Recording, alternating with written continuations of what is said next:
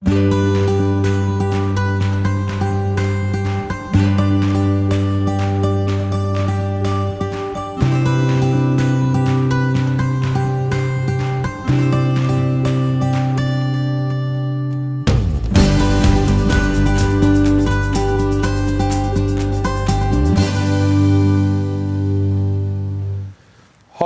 Sam Burke, Corporate Chef for Meat and Livestock Australia, and welcome to our 5th webinar series, Low and Slow Cooking with Curries and Tagines. It's winter, so now's the time, the perfect time to get those dishes on the menu. But before I go into that, let's have a look at the past masterclasses that we've done for Rare Medium Academy. So we started off with our Low and Slow masterclass, where we looked at that Texan-inspired cooking of Australian beef and lamb dishes with our friends at Weber. Then we delved into summer lamb, and we had a look at all the things you can do with Australian lamb in the summer period to take your menu to the next level. After that, we went straight into takeaways with red meat takeaway recipes and innovation, once again, to help you take control of your menu and offer the best solution to your customer for those takeaway providers. Our last webinar, we looked at wok cooking. So Australian wok cooking and all those fast and furious cooking over fire, and how you get that beautiful dish a la minute style to your customer. So I guess these webinars are designed to ensure chefs are well placed to have success with Australian red meat on menu in your venue. Just remember that. So if you've got any solutions on how we can help you, please contact us in the message box below or my email sburke@mla.com.au. So for the first dishes today, let's have a look at the proteins first of all that we'll be focusing on. So Australian beef, Australian lamb, and we're going to give goat a go this time. So goat makes its debut on Rare Medium Academy. So for the first session, we always start off with our resident butcher, master butcher, Doug Piper. And he's going to walk through the chuck from the beef. And what he's going to talk about is some ways that you can get that portion to maximise that cut in the business, and how best to prepare it for those low and slow dishes. So let's go to our first clip today with Master Butcher, Doug Piper. G'day, I'm Doug Piper from Meat and Livestock Australia. Today we're partnering with TAFE New South Wales, and we're going to be showing you some fantastic beef and lamb cuts for you to put on your menus. The cut we're looking at today is the chuck. The chuck's well renowned for braising, casseroles, all those slow cooked sort of meals that we can create with them. It has that really nice depth of flavour when it's cooked properly, and it breaks down so well. But we can also get a couple of steaks out of it, the Delmonico and the Denver steak. We can get them out of a really nice grain-fed product. The chuck comes from the forequarter of the animal. It's one of those cuts that we normally use for braising, for stewing, all those slow cooking types of dishes that we have on our menus. Once we take it out of the vac bag, we can then identify the two primals that we're going to pull away from this muscle. One is the chuck eye log, which is that big long extension of the Scotch fillet as it runs through the centre of the chuck. And the other part is the rib meat that covers that piece of the chuck eye log. The chuck eye log is as a cut that we normally would sort of slow cook, would braise down. But if we use the right type of meat, like something grain fed, or even some Wagyu if you really want to step it up a notch, using this part, we can actually cut some steaks out of that, and we can then grill them rather than braise them. And you'll be very surprised at the tenderness and the flavour that you're going to get from this secondary cut of meat. The other part of the chuck we're going to be looking at is the rib meat. Out of that, we're going to cut the Denver steak. Once we trim up this part of the animal, all the trim we can use for various dishes. We can use it for our bologneses, we can make pies, you can make sausages. But how about a burger? A really nice burger. You can raise the stature of that burger by mixing the chuck with some brisket or some short rib. Put it on your menus, tell people what they're eating. It's not just beef mince, it's the cuts that you're using to give it that flavour. So there we have it, the chuck roll. Great for those braises, those slow cooking. You know, we've even seen guys smoke the piece for hours on end and it gives it, and it's such a beautiful gelatinous piece of beef. But we can also get some great grilling steaks out of it, provided we're using the right type of beef. You know, these two cuts, the Denver and the Delmonico, these two cuts are traditionally popular in the United States and through other areas of the world. We don't see it a lot in Australia, but it gives you an opportunity to put something different on your menu.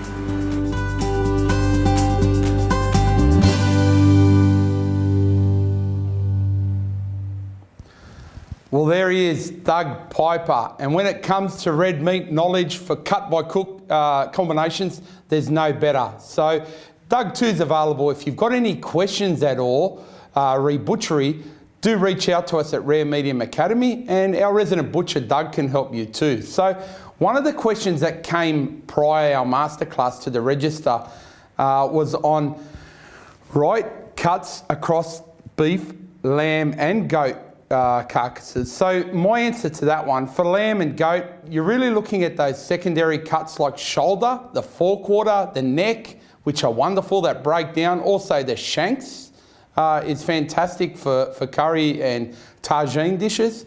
If you have a look at beef, we try to look at those secondary, I like to call them masterpiece cuts as well. So think of shin beef, think of chuck, think of blade, think of osso bucco, which comes off the shin as well. There's outside flat, you know what I mean? There's wonderful cuts there that are slow cook cuts that'll provide a great result for your wet dish.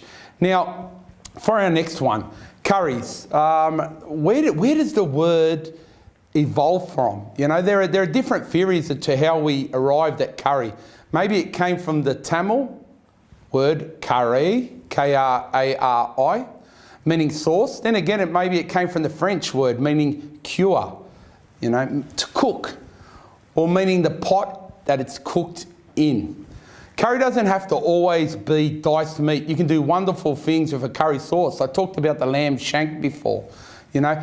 Our next example is a Thai yellow beef short rib, where we've actually got a cut and then we've napped it with the sauce. So let's go to my first demonstration here today, Australian beef short rib curry with yellow Thai sauce.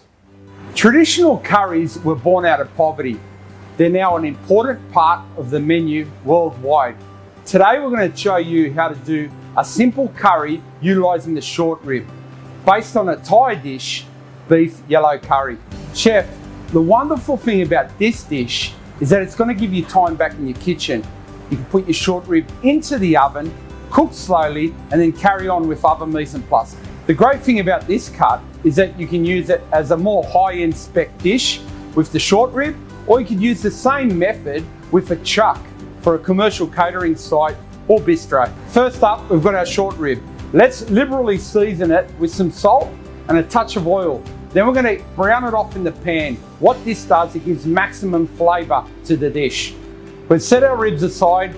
Now let's get onto the sauce. Pot onto the heat, nice high heat, in with the oil, closely followed by the onions, garlic, ginger, star anise, cinnamon, and yellow curry paste. We want to temper those ingredients and get real flavour in prior to adding the rest of the ingredients. Now in with the kaffir lime leaf that's going to bring out some beautiful fragrance to our curry.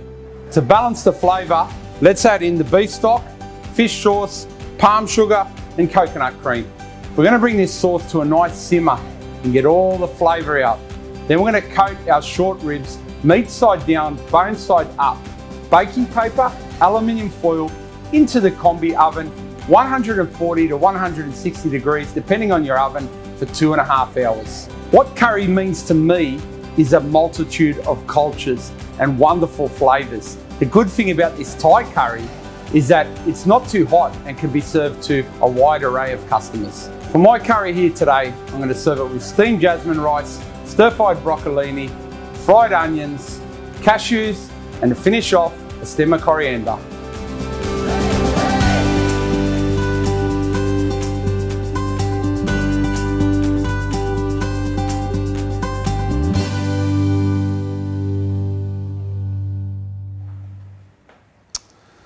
Well, how was that? that's something different that'll go, that's a nice gelatinous cut, the short rib, and that'll go fantastic on your menu.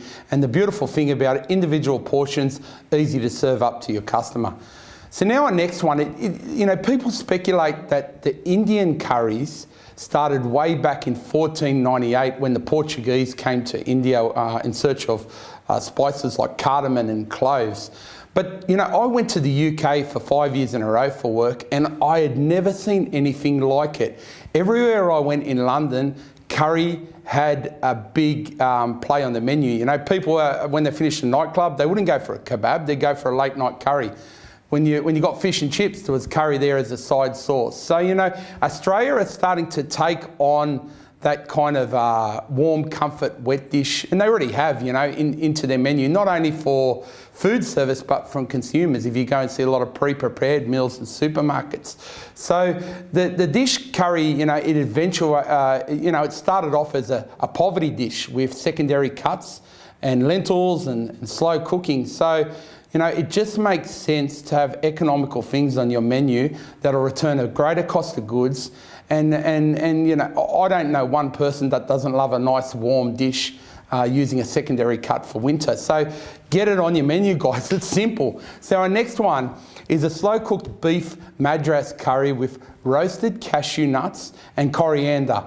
Take note of this one. It's very easy to do, and it gives a fantastic flavour for your customers. And we're also going to talk after a bit about balancing the curries. Let's go to our next dish. Our dish today is a beef Madras curry. Where I first tried a real beautiful one was a few years ago when I was in London for work. And I want to share that experience with you today. The number one thing about a curry you've got to remember is that we've got to temper the fragrances at the beginning, and we've got to balance the curry at the end. The cut we're going to be using today is the chuck. Why this cut?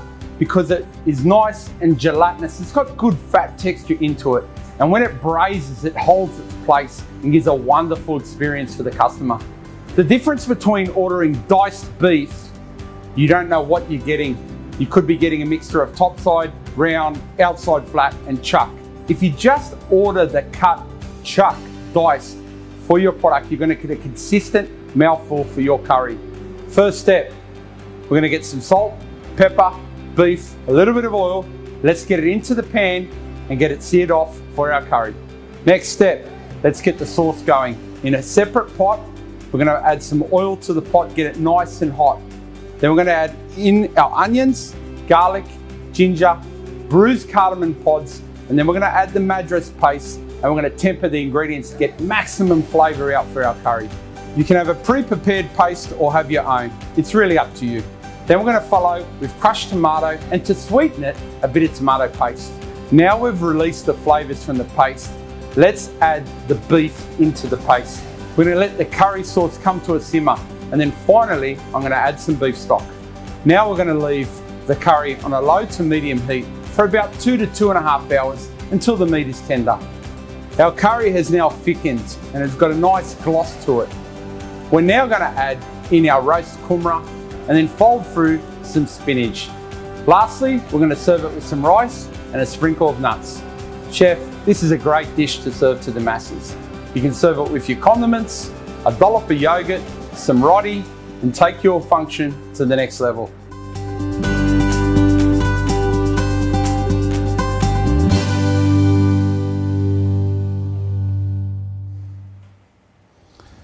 Okay, how's that winter warmer for your menu? So a question came through during the live broadcast here today about curries overnight cooking, and does the flavour intensify when you chill it down, refrigerate it and then reheat it the next day? Yes, it does. It does intensify. So it's important to balance your curries out with, you know, sweet, sour, bitterness, umami, all those flavours we have as chefs. It's important to season it and taste it prior to serving it to your customer. Because I've seen a lot of people in the past overpower their curries with tomato. So always taste it and season it prior to serving. So that's what we call balancing our curries. Now, I want to have a talk, I want to pay mention to our partners, TAFE New South Wales. So TAFE New South Wales have partnered with us for our second edition here today at Rare Medium Academy to utilise these tools to guide our chefs in the making. So from our teachers all across the network in New South Wales to the students, a big hello from Rare Medium Academy. We hope you're utilising these tools to further your education. And if you've got any questions, please fire them through. We'll be only too happy to accommodate you. So on to our next dish. Tagines. Now, I love a good tagine. So I just learned not long ago that tagine actually refers to the vessel that it's cooked in. So tagine pots, which started in Morocco. So it's what's unique about it is that it started from the Berber culture and is now used throughout North Africa and the world. What the dish does, the tagine dish in the slow cooking process, is breaks down those secondary cuts to give a nice gelatinous flavour, and that actually thickens the dish. So without further ado, goat is going to make its debut here with a Persian, Moroccan-inspired goat tagine. So a bit of a Middle Eastern flavour there. Let's go. Tagines, a slow-cooked Moroccan stew. Today we're going to do a goat version on it, and I really like the goat in this dish. Why? Because it adds a lot of flavour because of the connective tissue and really suits the dish with the slow and low cook method. Most of Australia's goat goes to the export market, but if you have a look in your butcher's shop, you can find it, and it's wonderful for these braised dishes. We're going to show you how to do this dish today. We've got some nice rustic goat pieces, bone in. I find the bone provides a lot of flavour, so it's a bit of a different take to your normal tagine. More like when you have an ossobuco, bone in. There's a traditional theme with all wet dishes. We want to get flavour into the meat. So what we're going to do is sear it off in a hot pan to lock in the flavours. Now let's get on to the sauce for our curry. Let's get a pot on, get it nice and hot, oil into the pot, and we'll start off with our garlic, ginger powder, celery, carrot, onion. We want to get some real colour on these vegetables. Once we've done that, we're going to add in our spices. Our spices are cumin, ground coriander, cinnamon, ras el hanout, harissa paste, and touched with a little tomato paste. We've got our flavours out of our vegetables, spices, our tomato and harissa paste. Now let's add the goat pieces back into the tagine, followed by the crushed tomato. We want to bring it to a nice simmer and then allow it to cook for 2 to 3 hours. For the last 20 minutes of our cook, let's get our dried dates, apricots, chickpeas, and then saffron in. And that'll add a real sweetness and colour to our tagine. For this one, we're going to serve it on some Israeli pearl couscous. We're going to finish it with some shaved almonds, a dollop of yogurt, and some flatbreads and salad. But you can serve it with rice. The magic is in the tagine. Chef, this is an awesome dish for takeaway. Let's get behind our goat farmers. Get something different on your menu. Give Australian goat a go.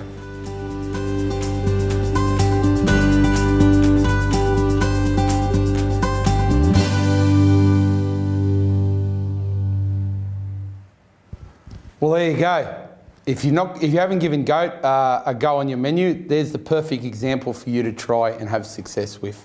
Now, our next and final dish is a ragu. Now, ragu is a traditional French dish, which means slow cooking of meats and vegetables. You know, with crushed tomato and wine to give that wonderful gelatinous. I could have a glass of red wine now.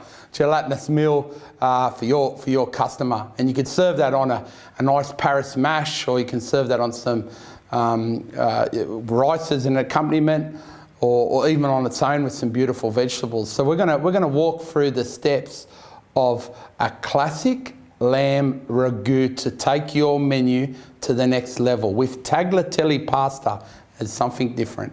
Let's go. Classic lamb ragu.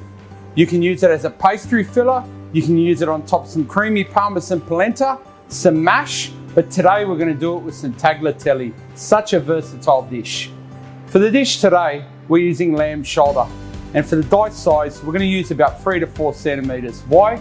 Because we want the meat to hold its structure as it breaks down in the slow and low cooking process. For our next step, let's get some colour, caramelisation and flavour into our pan. We'll do this by mixing it with some oil, salt and pepper.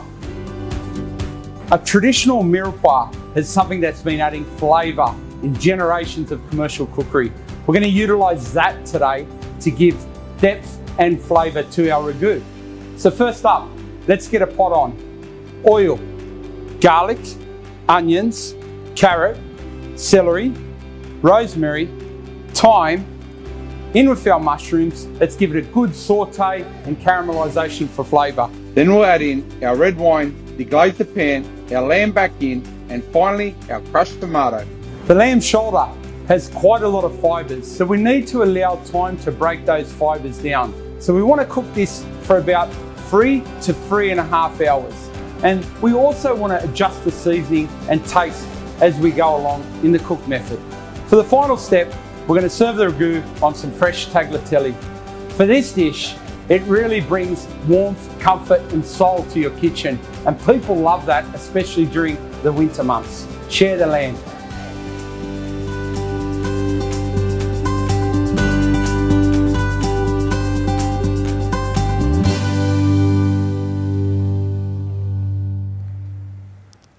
All right, there you go, the classic French lamb ragu. Now, 2 questions that have come through from the live feed. First one is, why do we leave the bone in on the short rib? Well, firstly, I think I've done it because it presents well on the plate and people eat with their eyes, and also the bone's a good heat insulator and it adds a lot of flavour to the dish. The second question is, could you do the goat curry in a brat pan? No problem at all. Saute your goat out, remove it, start your jus, then add the meat back in, same as you would on a pot, and then reduce it to a low heat, and just watch that it doesn't catch when it's reducing. And if you need to add a bit of water, well then so far, and then then go for it. And then balance it at the end and make sure you taste it, because brat pans, a lot of heat's underneath and it tends to reduce a lot faster.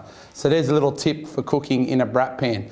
Now, in closing, I'd just like to say a big thank you to TAFE New South Wales, who let me go back to the place where it all started for me, ride TAFE, to give you these masterclasses. It was very sentimental, because that very kitchen you saw in last webinar with the woks and today's with the curries and tagines was the first kitchen I went to learn my trade, commercial cookery, way back in 1994. I'm showing my age now. So a big thank you to TAFE New South Wales for allowing us to use that facility, and also making sure that Rare Medium Academy is throughout your whole of kitchens in across the state. I'd also like to say a big thank you to our international visitors. We've got a lot of international people tuning into Rare Medium Academy from across the world, looking at how they can use Aussie red meat on menu. So it's good to see international businesses dialing in and taking note of what the Aussies here are doing.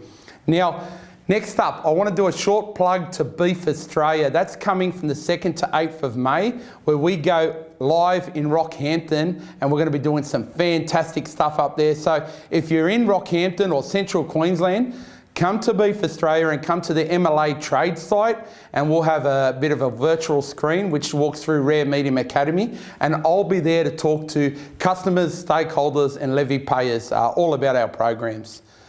Our upcoming webinar, now this is special guys, you must tune in for this one. We're going to do all things steaks.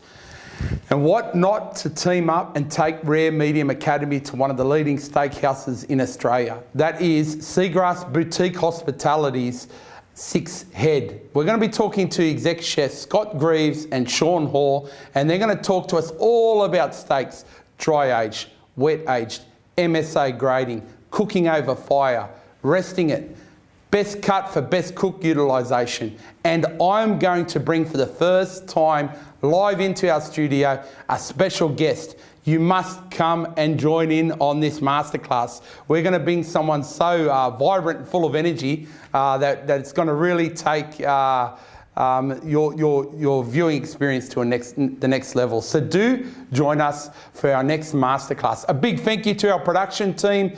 Big thank you to TAFE New South Wales. We look forward to seeing you in May for our next masterclasses, cooking great steaks over fire. I'm Chef Sam Burke, Corporate Chef for Meat and Livestock Australia.